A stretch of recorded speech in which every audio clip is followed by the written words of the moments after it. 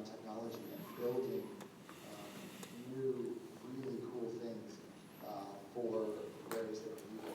And so when I was in a meeting with Steve and he was telling me that we were about this panel and invited me to speak on it, it was absolutely, please, let's do this, because accessible transportation hits the sweet spot of all three of those pieces of accessibility research. We're helping people with disability, we're helping people that are aging, and we're doing it with some really neat technologies, some really innovative cognitive computing technology. And so I'm really happy to be here, and I'm excited about the discussions. Thanks, Steve. Paul? Well, thank you, Steve. Paul Schrader with the American Foundation for the Blind, and until recently, actually, now I'm sort of a free radical, I guess, in the group. I can go wherever I want. The American Foundation for the Blind, I will say, is a great source of information on technology accessibility and other issues related to people with vision loss. So AFB.org, I encourage people to check out. There's a magazine called Access World. The editor of that publication is here, covering CES, as I've been doing also for the last 5 years, looking at products and technologies of interest to people with disabilities. And of course, and that really includes pretty much everything. And I think when we got here 4 or 5 years ago, there was a fairly small section of CES devoted to cars. And I remember 5 years ago, people commenting on, oh, look at the autos are starting to come in now.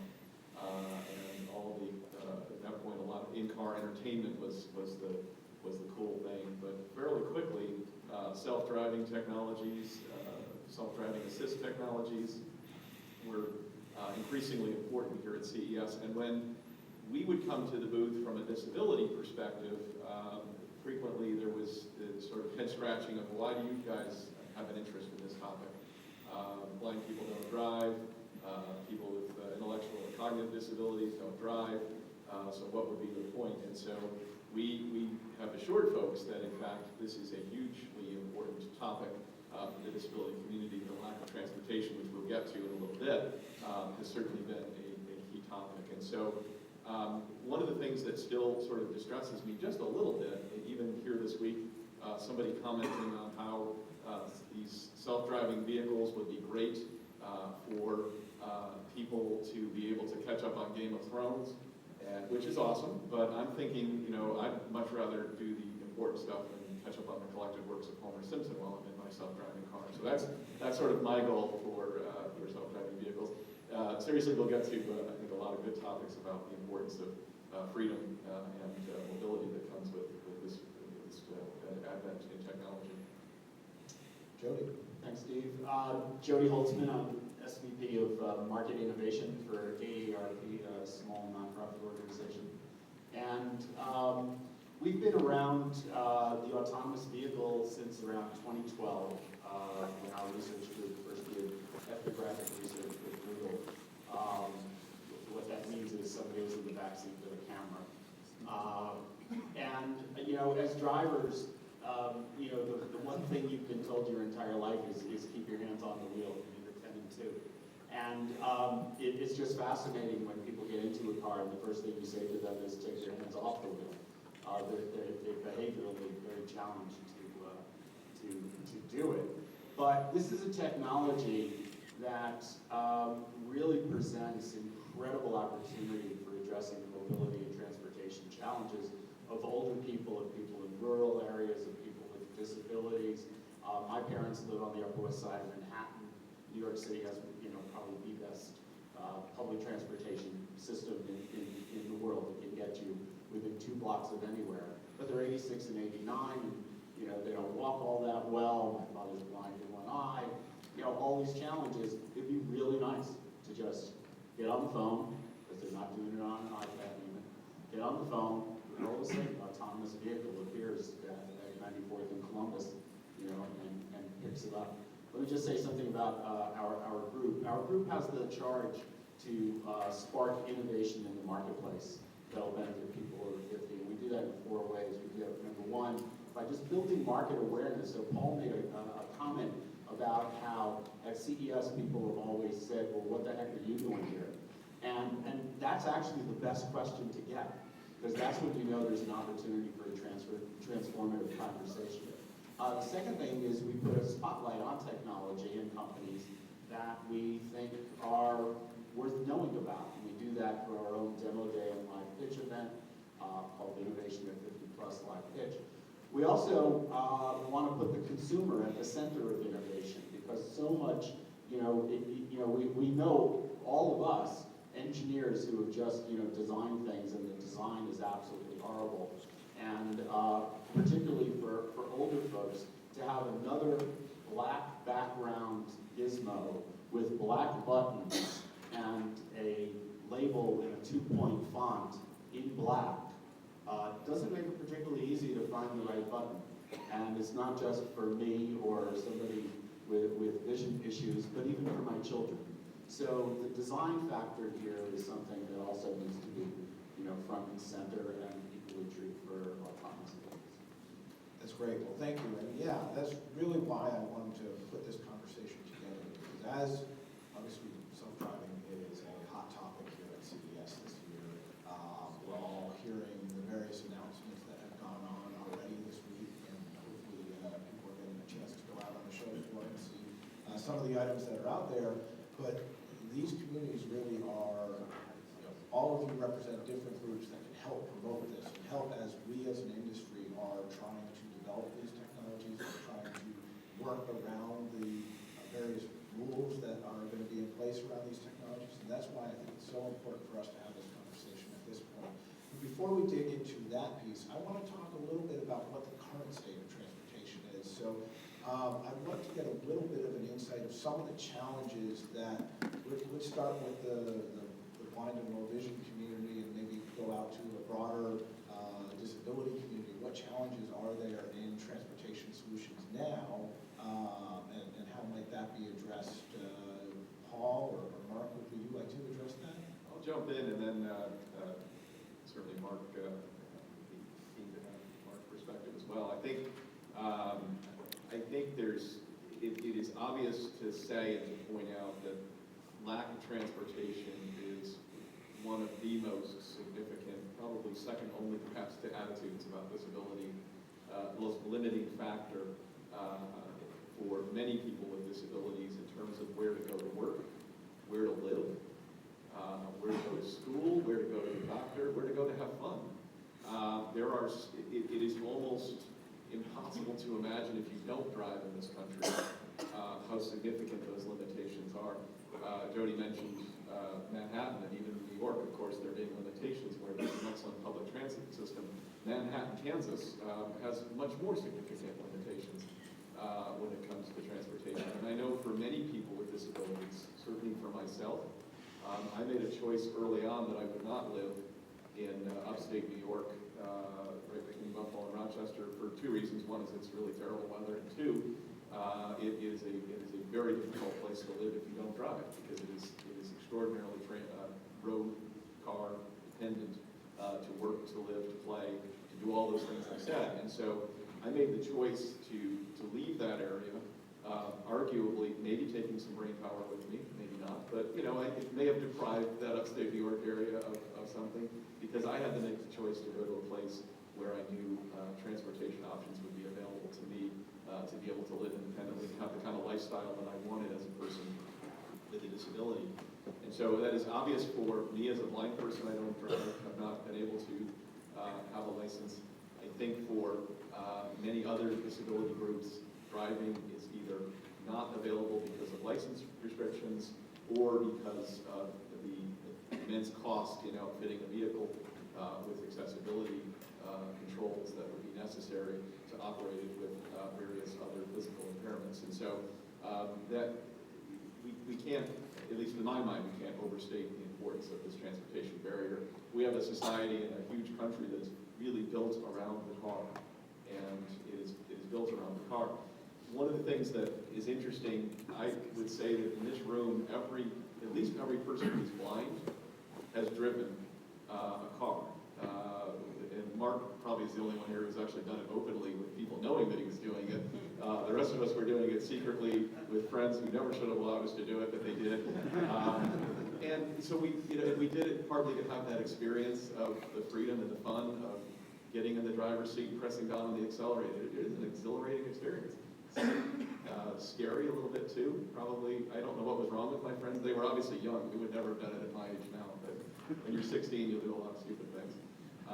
And so, but every time you get a group of blind people together and driving comes up, we've all got stories about driving, and often, you know, we're lucky to be here in some ways, because we weren't doing it with some of the interface thoughts that even National Federation of the Blind, in its cool work, had looked at in terms of how to set up a vehicle that a blind person could drive independently. So anyway, can't overstate it, and I'm anxious and keen for us to get to a place where we can actually envision a world in which the lack of a driver's license is not the barrier to working, having fun, and living wherever you choose to.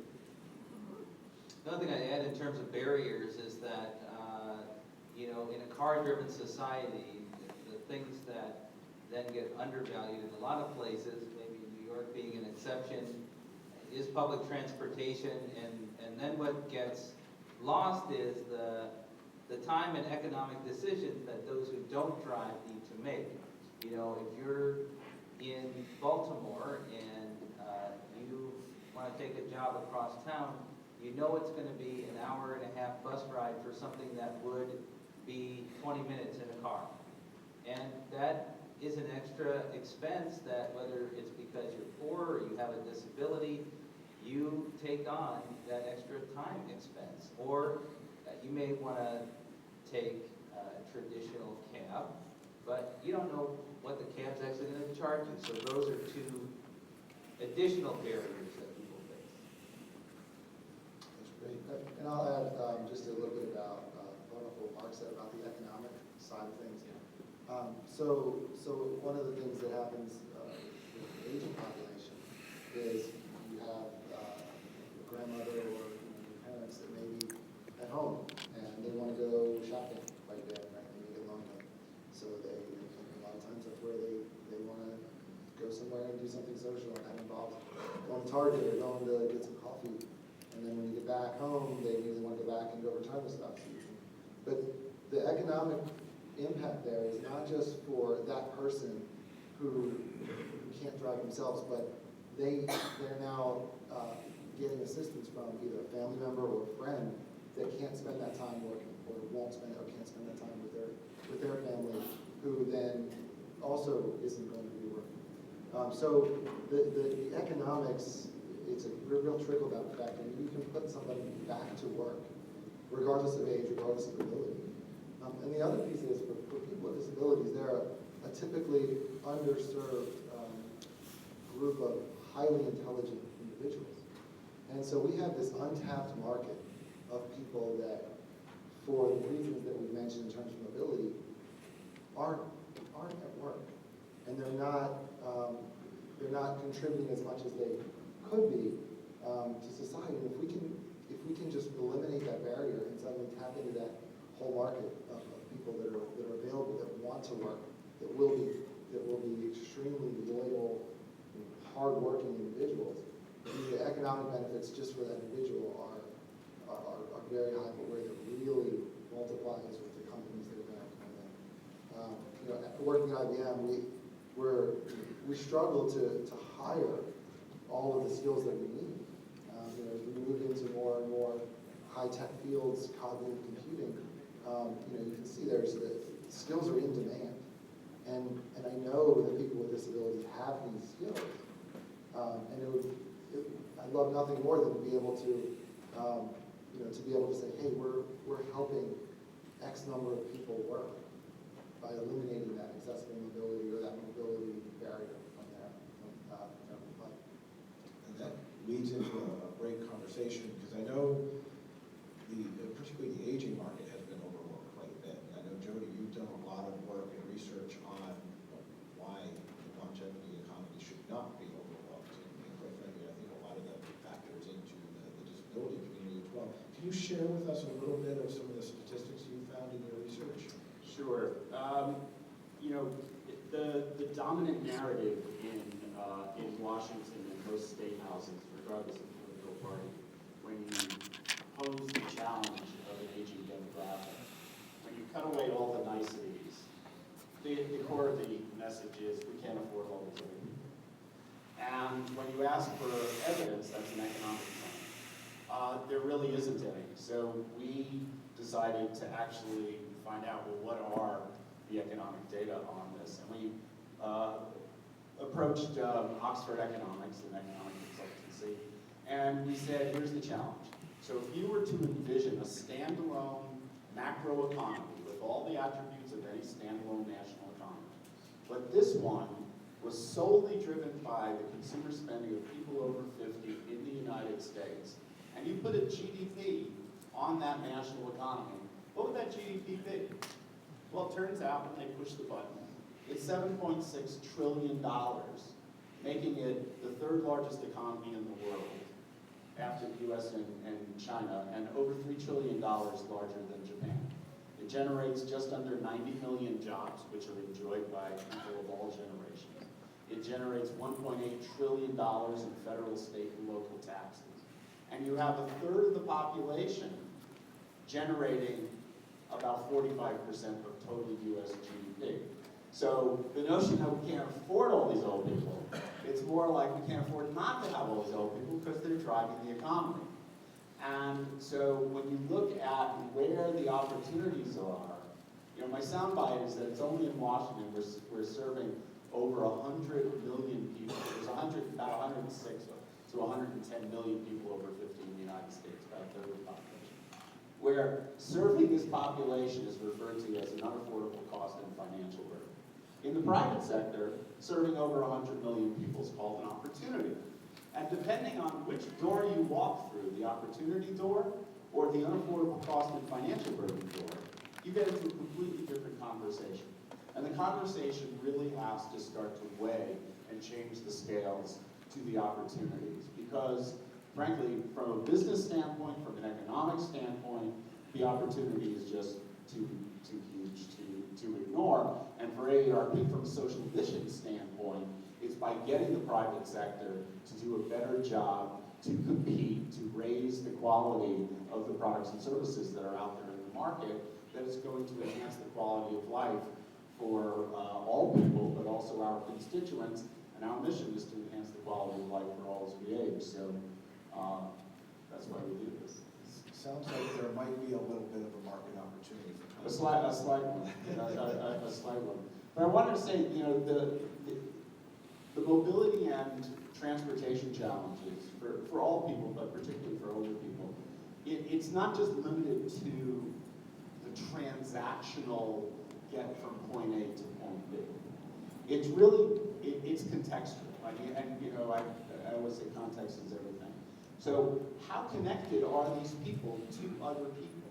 Is it connected living that is the starting point for them finding transportation and mobility solutions, right? I was at a meeting between HHS and NASA, and they were talking about isolation of astronauts. And it struck me that, yeah, well, they're physically isolated, right? They're in the middle of space, right? You can't get much more isolated than that. But they're connected to hundreds of people, right? Their environment is monitored, their vitals are monitored. They can have a video chat with an elementary school, about an experiment that the astronaut's doing in space for these, fourth graders, et cetera, et cetera. Totally connected. On the other hand, you can have an old person living on the Upper West Side of Manhattan, physically surrounded by thousands of people on the block and connected to no one. And in that circumstance, transportation, mobility becomes even a bigger challenge. And then if you are also dealing with the publicly available solutions, most of those mean giving up an entire day. I mean, like you said, that something that would take 20 minutes is already taking an hour and a half. But this is like 2 hours on the front end, 2 hours on the back end, just to go to a doctor, So if you could just get on the phone and call Uber, as opposed to require it to be on an app, well then my parents have a solution, and there are players that are not doing that. There are grandparents doing that, great calls doing that, just with Skoda, Nord, or Lyft. Carolyn's just set up it seems like Lyft is actually going to measure in this space. It's actually kind of interesting. Well, that does tie into another current space that is addressing some of this market, is the sharing economy, Uber and Lyft and other services. How have you found, both from the agent perspective, but also from the disability community perspective, how are those sorts of services helping to meet some of those needs now? And then how do you see that changing as we move to more of a self-driving model? So from my perspective, and we have a lot of other topics to get to, so I'll be really quick on this. It's really the flip side of the barriers that we've seen.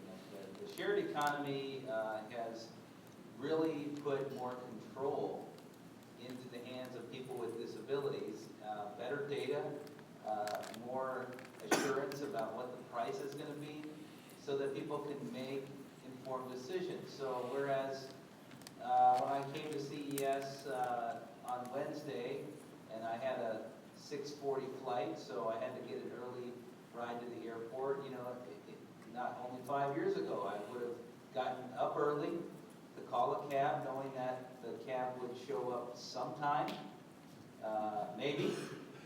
And so I had to get up early enough to make sure I had lots of time. I scheduled an Uber ride to show up at 5:15, and it showed up at 5:15. And I knew ahead of time roughly what the price was going to be. I knew who my driver was. Same thing for older individuals. If they can make informed decisions based on having better data for transportation, it really puts more control into the hands of folks.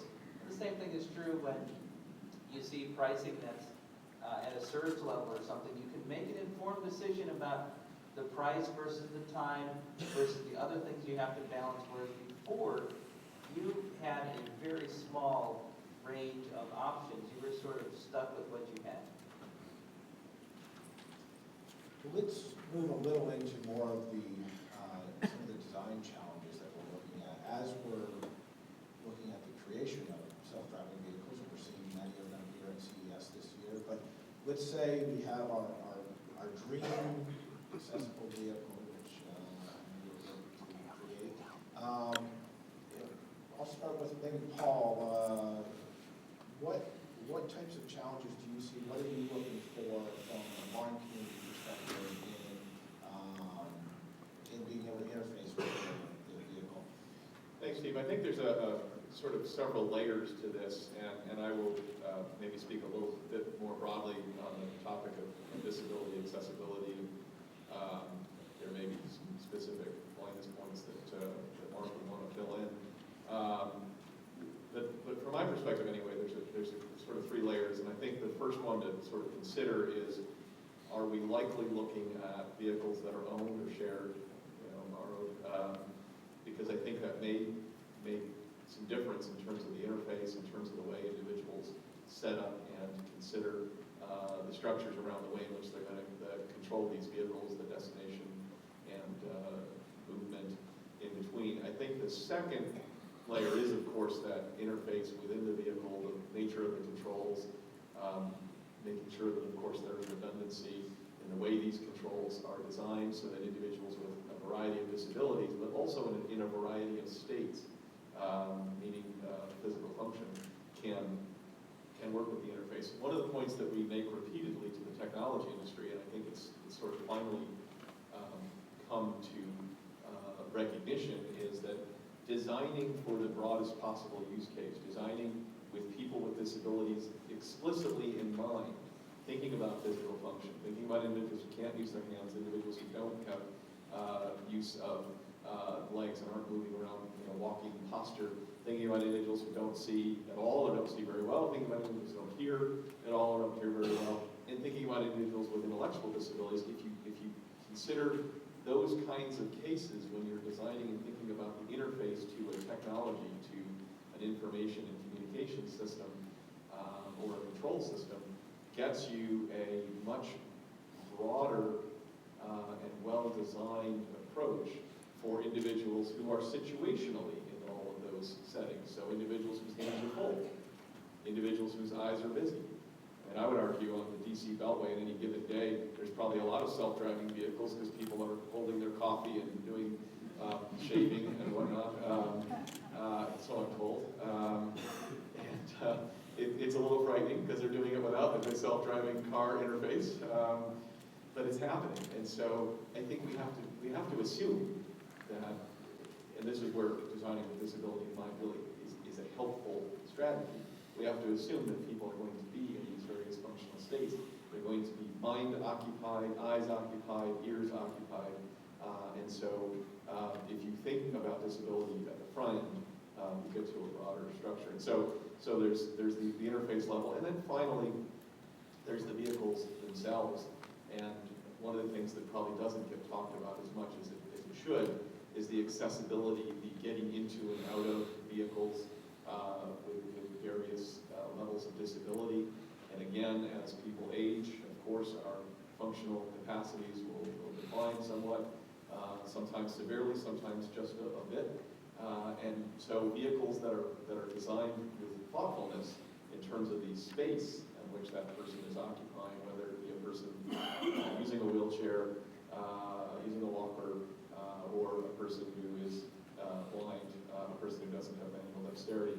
Those are all factors to consider. And so just finally to sort of close the point on the interface, for me, personally, what I like to be able to sit down in the seat of a vehicle and have a really good voice control environment with a good backup system, somewhat a redundant system, somewhat like VoiceOver or TalkBack has on the smartphones now for iOS or Android, so that if voice control for some reason isn't working or I'm not able to get the specific information I want, I've got the redundancy of being able to enter that information into a good either touchscreen or keyboard-driven modality. Yeah, absolutely, because I'm going to be able to have a lot of choices that I need to be able to make. There is one other thing I think to consider that we hopefully will talk about a little bit on the panel, and that's when and how or if remote assistance is valuable and necessary. And there may be some disability conditions where having remote assistance with planning and executing controls and operations would in fact be a valuable strategy. There's probably a need to consider that as well, in any case, for situations where problems occur in the vehicle and remote assistance in order to rectify that might be necessary. So Paul just laid out like a dozen great points, all of which we could have an entire panel on. So his point about designing for disabilities, we refer to that as design for all. And for years people have called it universal design, which unfortunately simply in people's eyes the image just meant grab bars in the bathrooms. So that got like a negative pan. Then, thankfully IDEO and all these design shops came along, and now it's human-centered design. The bottom line is that people do have to be at the center of this design. And from a business standpoint, put the mission standpoint aside. Just from a business standpoint, if you want to max out your market opportunity, well, think about the entire market. And just like, if you have a marketing solution for your toughest customer, it's going to make all those other sales that much easier. Paul's point is exactly right.